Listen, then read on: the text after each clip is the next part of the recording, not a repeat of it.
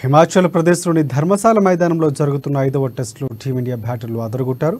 Captain Rohit Sharma, Shubman Gill ఇద్దరు సెంచరీలతో సత్తా చాటారు.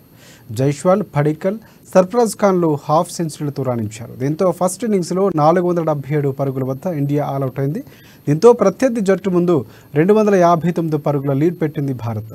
ఇంగ్లాండ్ బౌలర్లు బషీర్ 5 వికెట్లు తీయగా అండర్సన్ చెరో వికెట్ తీసి వికెట్లు పడగొట్టారు. కెప్టెన్ బెన్ స్టోక్స్ రోహిత్ శర్మను అవుట్ చేసి ఒక వికెట్తో సరిపెట్టుకున్నాడు. కాగా రెండో ఇన్నింగ్స్ ప్రారంభించిన ఇంగ్లాండ్ తడబడుతుంది. 103 పరుగుల వద్ద 5 వికెట్లు కోల్పోయి కష్టాల్లో పడింది.